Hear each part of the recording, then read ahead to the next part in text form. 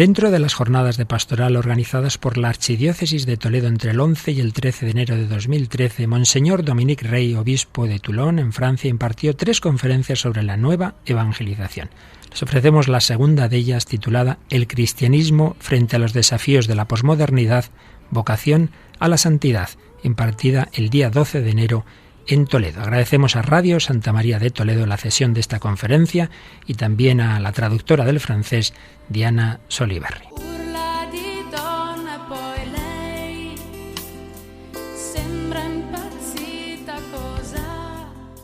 Bonjour à tous. Buenas tardes a todos.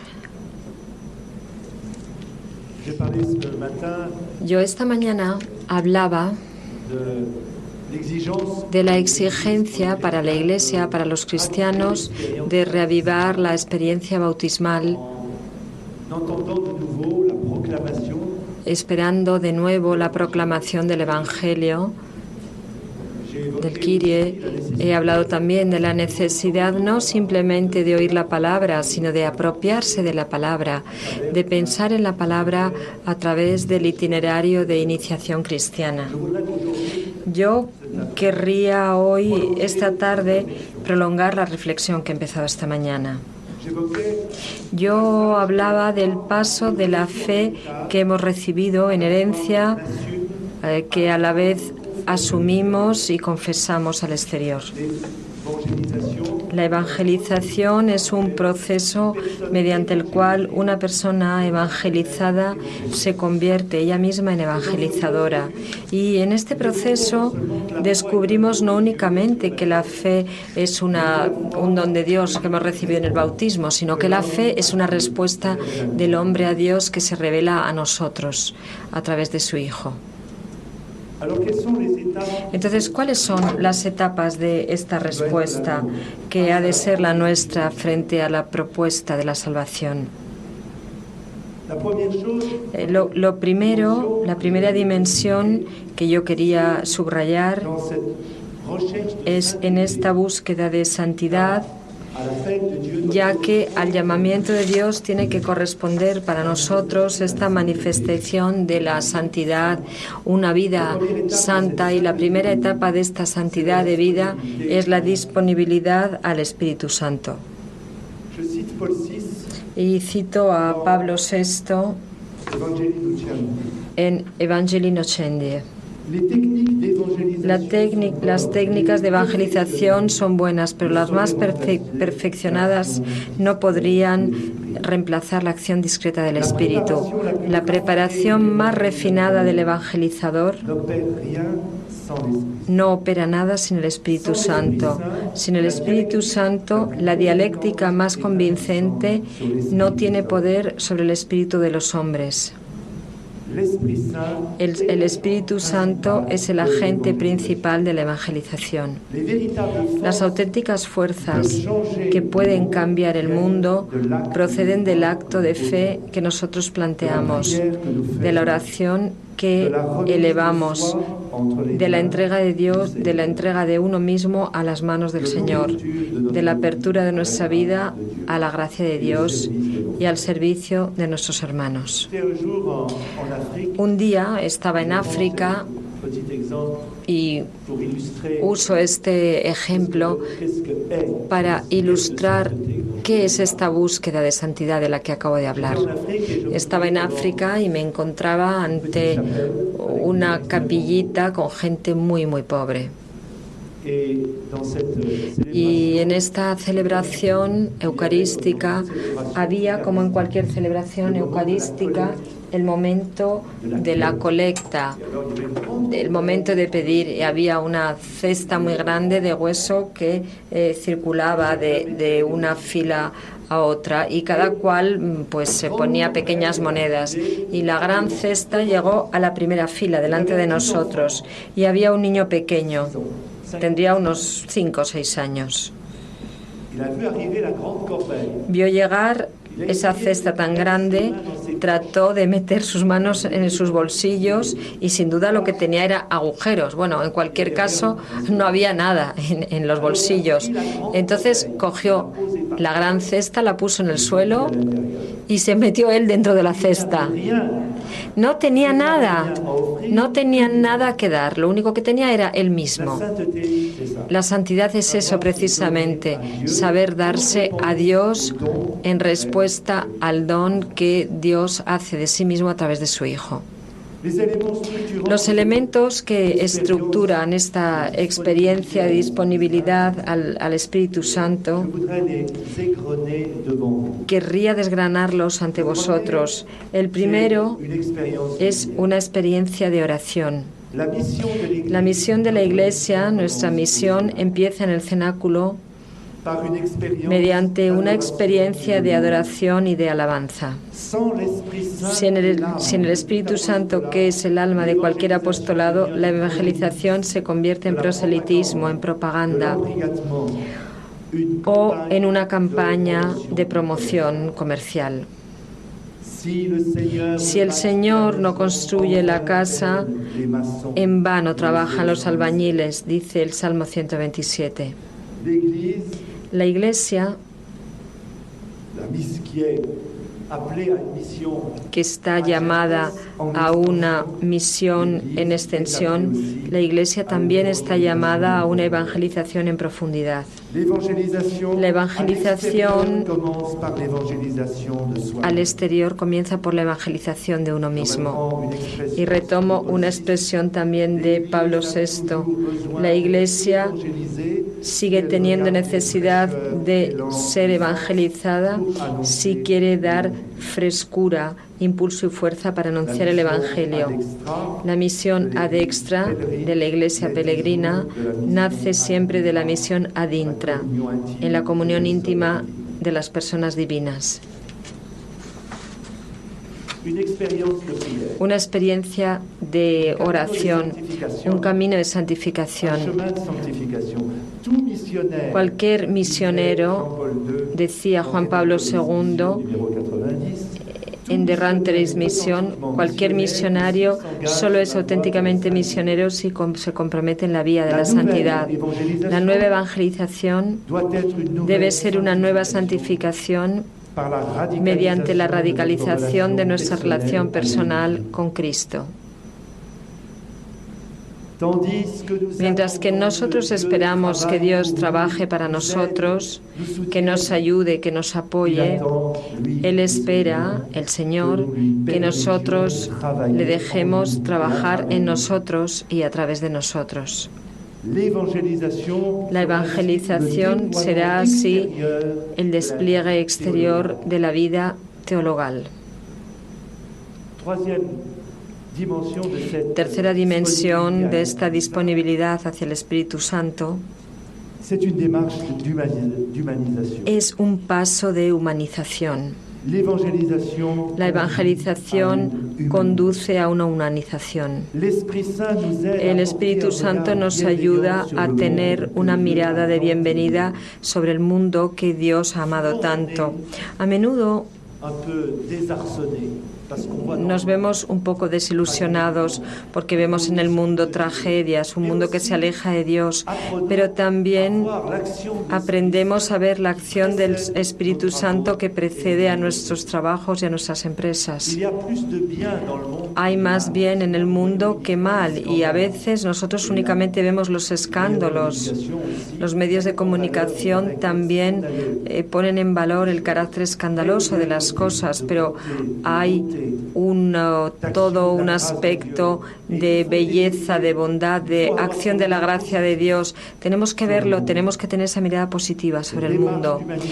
Este paso de humanización es evangelizar para tratar de ayudar a todo el mundo a convertirse en sí mismo, y solo podemos convertirnos en nosotros mismos mediante la gracia de Dios.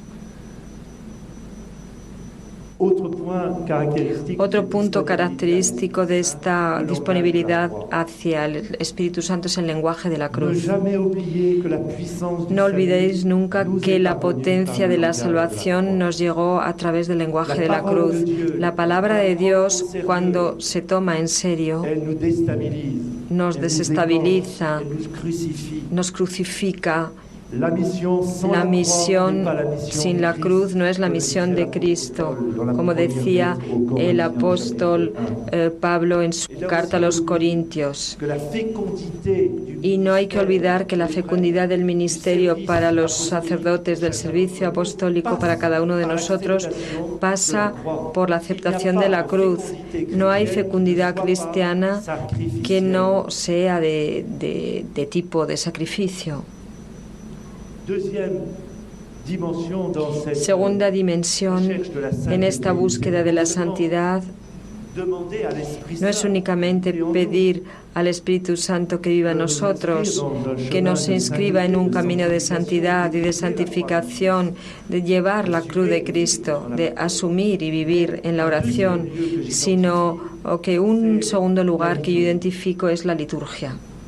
La liturgia es el instrumento más eficaz para la edificación de la vida cristiana y la promoción de la evangelización. Es la pedagogía más completa de la fe, ya que conjuga, une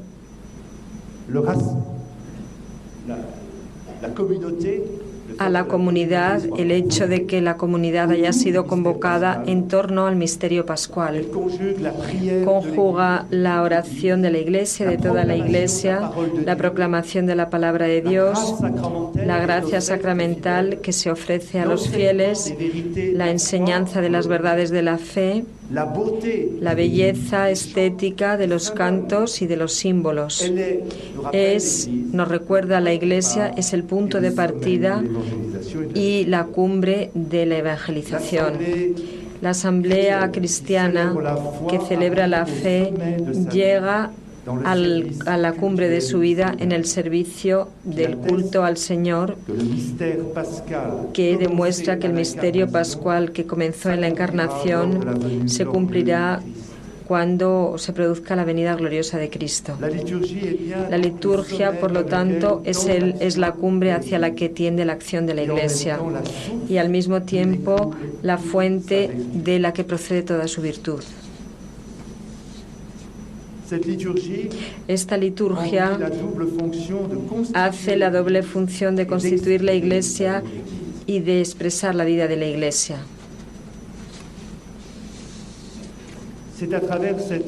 Es a través de esta doble tarea cómo se ejerce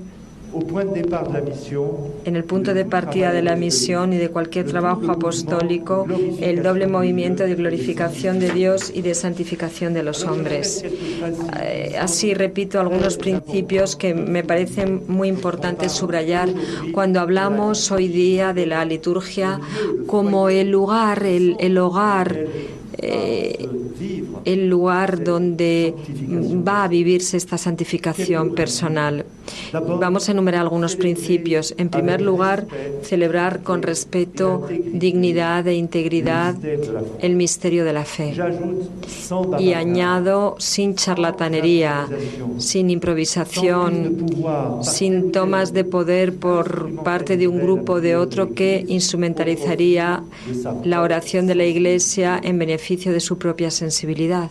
En mi diócesis hay un cura que tiene una idea. Dice, voy a hacer la misa del despertar.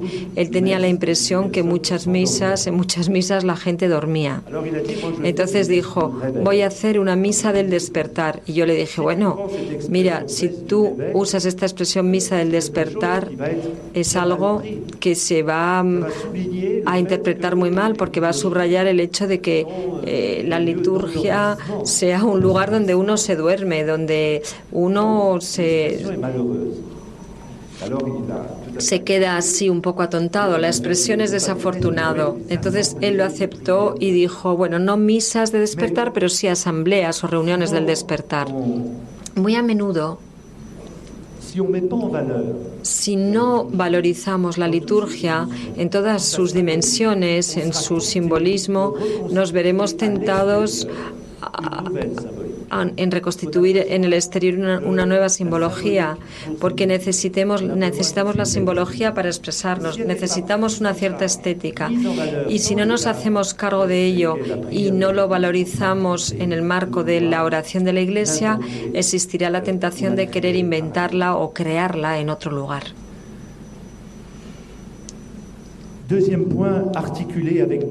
Segundo punto, articulado con pedagogía, la verdad racional de la fe que vehicula la liturgia es la potencia de los símbolos que utiliza. Por este hecho, la liturgia es la primera predicación de la comunidad. A lo largo de las misas del domingo, en Francia sigue siendo así. Nunca ha habido tanta gente para oír una palabra como la asamblea dominical. Existe una asociación en Francia, pero no puede pretender rivalizar con el número de cristianos que practica la fe el domingo. Eso hace que sea un lugar privilegiado para que resuene la predicación, para hacer vivir una experiencia, para transmitir el contenido de la fe de la Iglesia. Y si no llegamos a hacerlo en la liturgia, entonces llegaremos a mucha menos gente al exterior. Hay que privilegiar en nuestra pastoral ese lugar que nos ha sido dado, donde con pedagogía podemos transmitir el mensaje evangélico y la enseñanza de la Iglesia. Y esta enseñanza está rodeada de la belleza de los signos y está puesto de relieve en el caso de la liturgia. El redescubrimiento de todo esto es poderoso y habla a la inteligencia y al corazón de los fieles, en lugar de reinventar una simbología improvisada y ficticia. Esta pastoral sacramental tiene que valorizar también la participación plena y activa de los fieles a la celebración del misterio pascual, lo que supone prepararse para ese encuentro esencial con Cristo. Los fieles a menudo, antes de ir a la Eucaristía y de leer la palabra de Dios, los textos que van a decirse, la palabra del Evangelio que se va a proclamar, los fieles no son destinatarios pasivos, sino protagonistas del misterio de su propia salvación. La liturgia no es un teatro donde los curas ofrecen un espectáculo frente a un público pasivo y distante, sino que es la alabanza de toda la asamblea. Otro punto, la fidelidad al año litúrgico. Al respetar su ritmo cíclico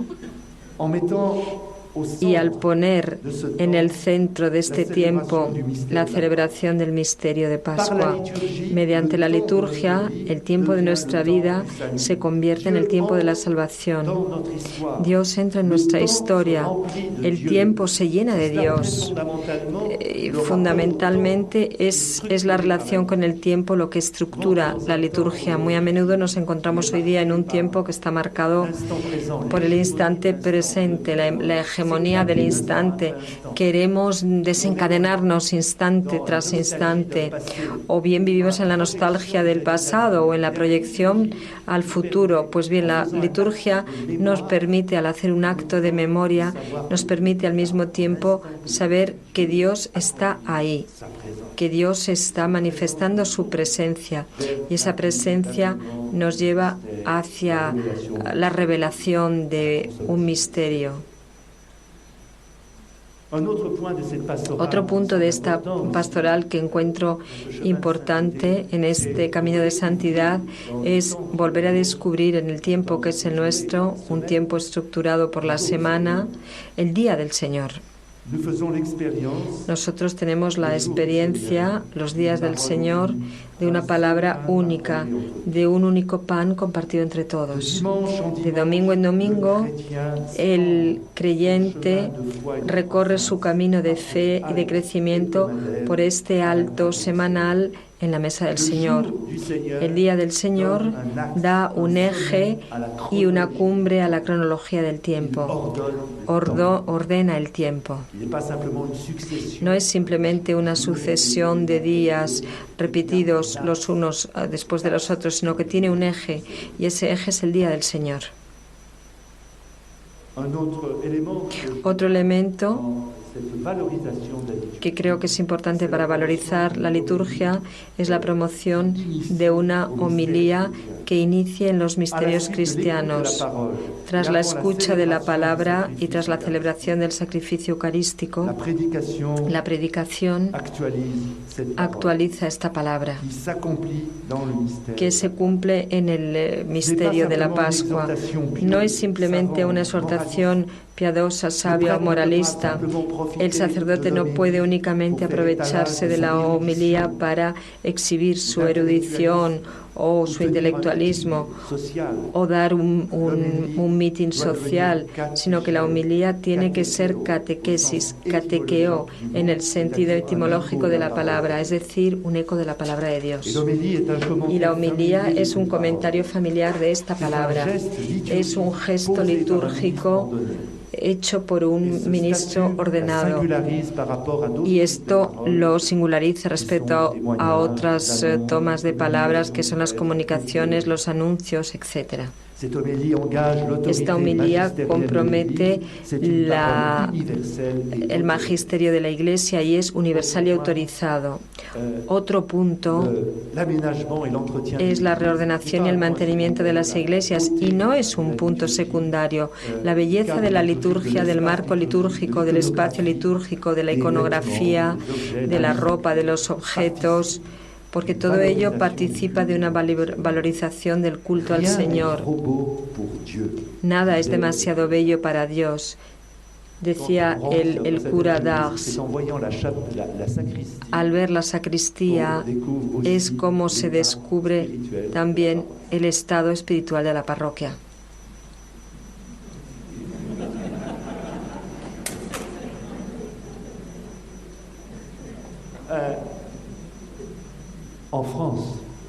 En Francia, por lo menos.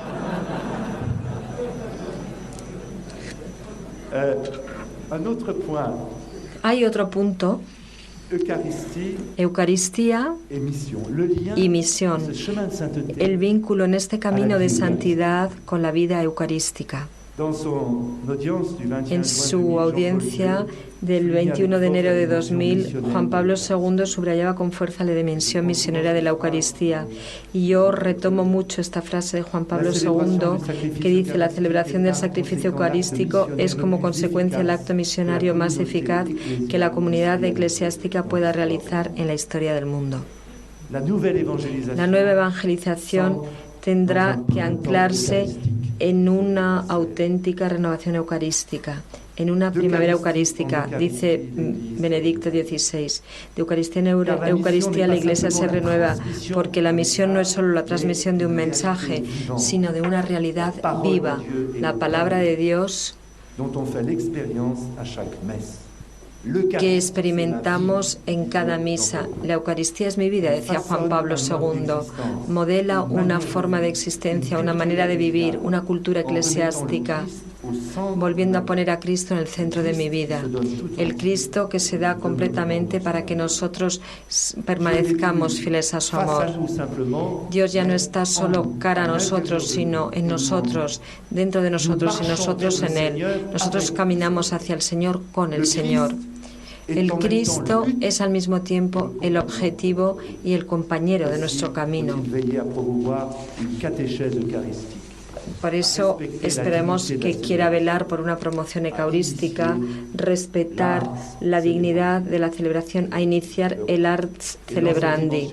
Y en esta dimensión hay un punto que yo considero muy importante, y es el lugar de la adoración eucarística, que prolonga, prepara e intensifica lo que ha sucedido en la celebración eucarística.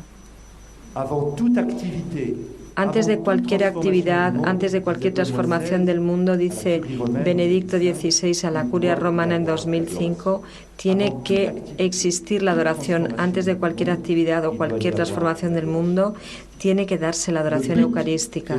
El objetivo de la evangelización es conducir a la adoración y suscitar adoradores, porque la fuente de la misión se encuentra en el propio Dios, en la contemplación del misterio trinitario, en la adoración de un Hijo que eternamente adora al Padre y que es la fuente de la visión y que ha enviado a través de la adoración para que se cumpla la salvación del mundo y llevar a la humanidad al final del viaje hacia la adoración del Padre en espíritu y en verdad.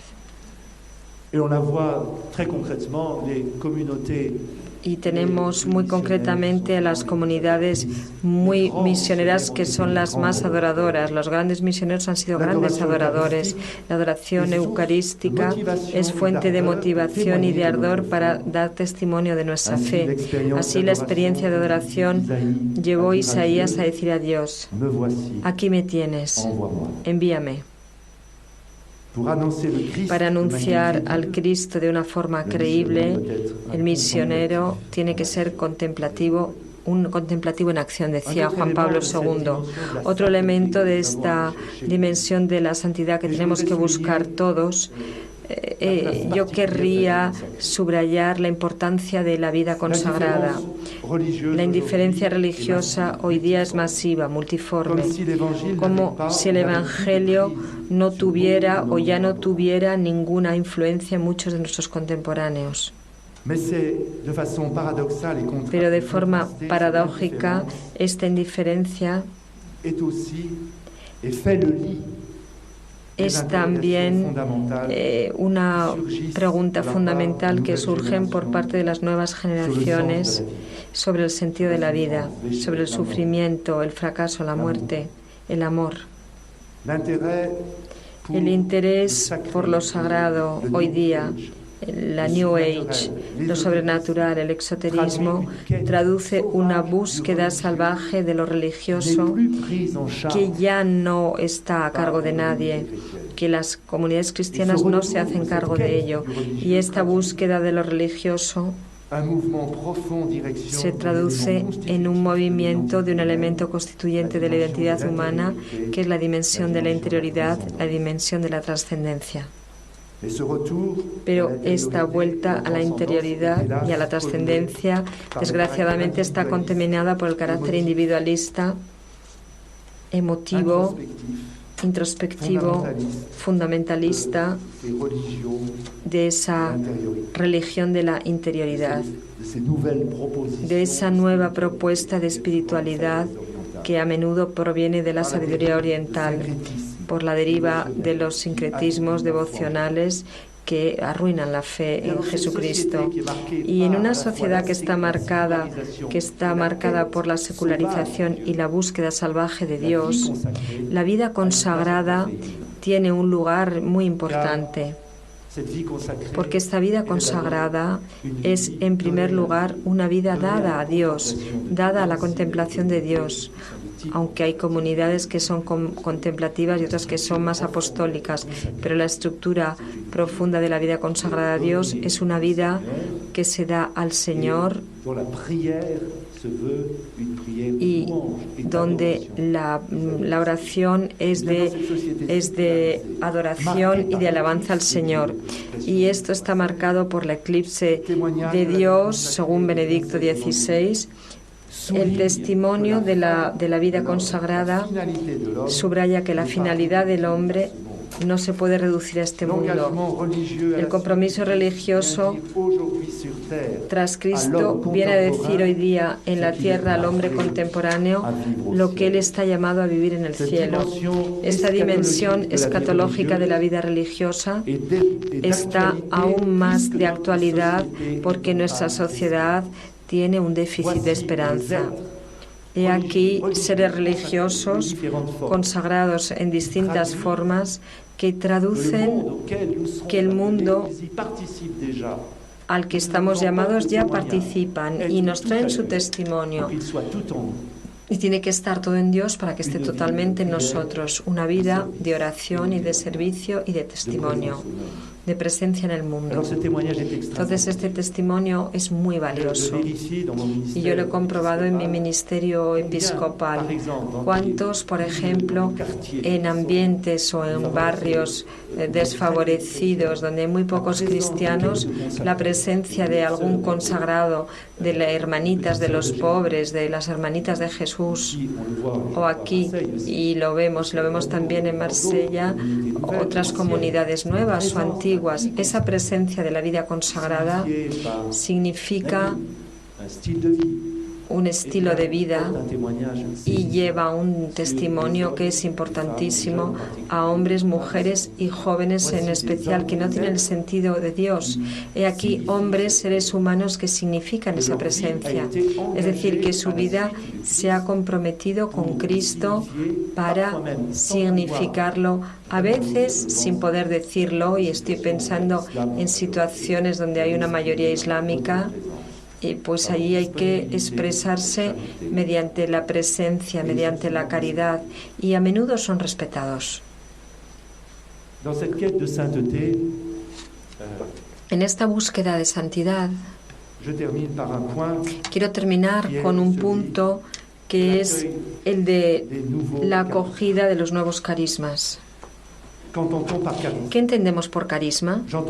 Yo entiendo por carisma una nueva expresión de vida cristiana para ponerse a seguir a Cristo y para participar en la misión de la Iglesia. El carisma lo da el Espíritu Santo, pero tiene que haber sido reconocido por la Iglesia, porque no podemos decir cualquiera de nosotros, yo tengo un carisma, ¿no? Tiene que haber un reconocimiento oficial de la Iglesia. Decía que el carisma se ha dado para el bien de toda la Iglesia, posee un carácter universal y aporta consigo una novedad de vida, una nueva manera de expresar el Evangelio, de comunicarlo.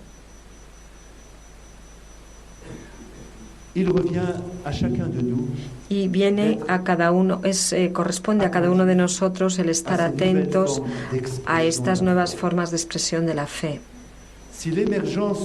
Si la emergencia del cuerpo eclesiástico en su fuente, en la vida sacramental, encuentra su forma expresiva, decía Juan Pablo II en una homilía que pronunció el día de su ascensión al ministerio, en octubre del 78, encontró su fuerza expresiva y su forma operativa, su forma histórica concreta a través de los distintos carismas, que son como fuentes que constantemente regeneran la autenticidad existencial e histórica.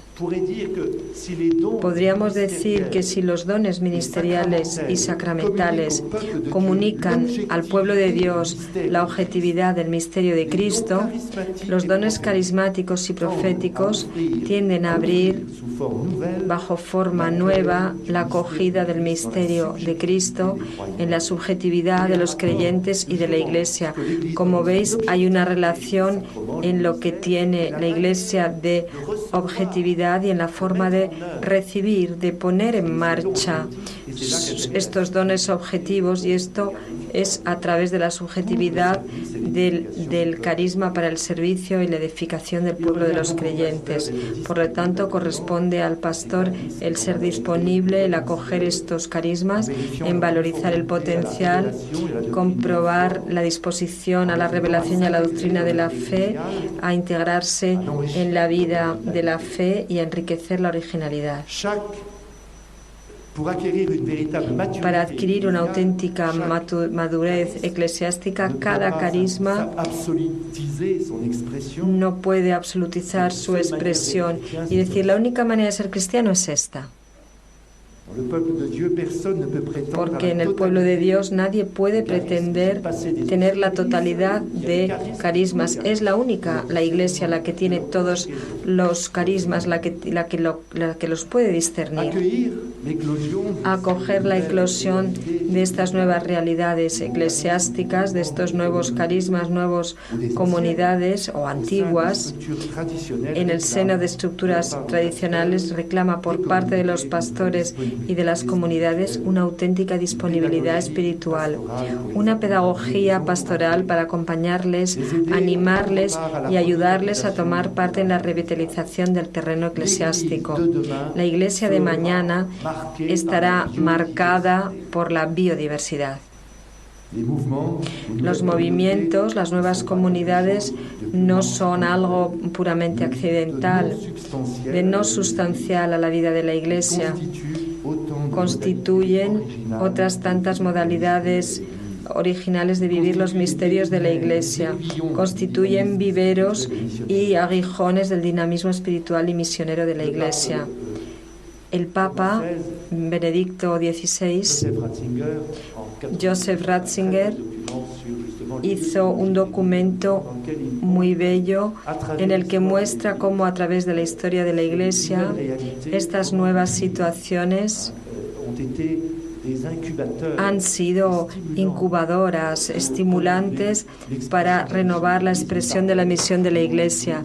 Él hablaba de Cristo, de la emergencia, por ejemplo, del movimiento monástico en la Edad Media, hablaba del nacimiento de las órdenes mendicantes, de predicadores, de los franciscanos, que en un momento determinado que fue difícil en la Iglesia permitieron atravesar ciertas fronteras, por no hablar de los misioneros en el siglo XIX que fueron instrumentos de la evangelización. Y creo que hoy día también esta atención de Juan Pablo II y de Benedicto XVI de apoyar estas nuevas situaciones eclesiásticas como portadoras de nuevo dinamismo.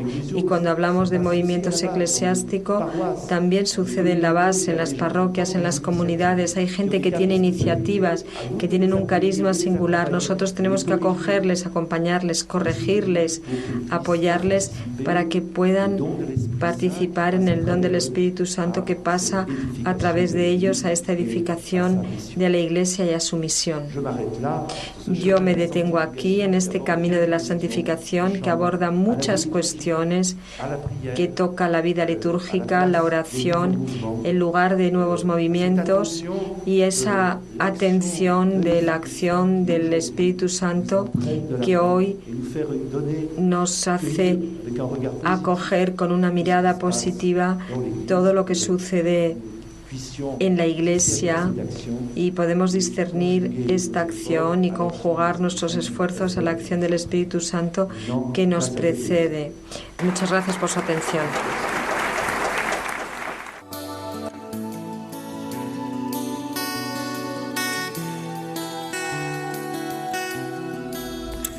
Les hemos ofrecido la conferencia El cristianismo frente a los desafíos de la posmodernidad, vocación a la santidad, impartida por Monseñor Dominique Rey, obispo de Toulon, en Francia, en Toledo, el día 12 de enero de 2013.